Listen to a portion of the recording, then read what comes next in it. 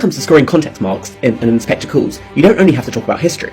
You can also hit these marks by bringing in other relevant art and texts. So here's 4 texts you can bring in to impress the examiner. 1. Catherine Mansfield's The Tidiness of Rosabelle. In this story we follow Rosabelle, a working class young woman who is desperately short of money, and she works in a clothes store where she deals with haughty, uncaring customers. This is a good one to bring in when discussing Sheila and her behaviour towards Smith at Millwoods. 2. The films of Charlie Chaplin. Chaplin was a British comedian who became the biggest film star in the world. His films follow the plight of a tramp and the hardships he endures at the hands of capitalist systems. The film Modern Times sees Chaplin's tramp working at a factory where he's physically sucked into the cogs of a machine, a metaphor for how capitalism harms those at the bottom of the food chain. 3. Flann OBrien's The Third Policeman. In this novel, a murderer spends time with 2 insane police officers, is almost executed, and finally escapes, only to then relive the whole experience over and over again as penance for his crime. You can compare it to the way in which Priestley uses a supernatural police officer to punish the Burlings. 4. The Third Man. This film, written by the writer Graham Greene, is set in Vienna just after World War II and deals with abuses carried out in the name of profiteering. Harry Lime, the film's villain, sells stolen diluted antibiotics on the black market. People in the hospitals die as a result, but Lime doesn't care. It could be very easily compared with Burling's profiteering at all costs.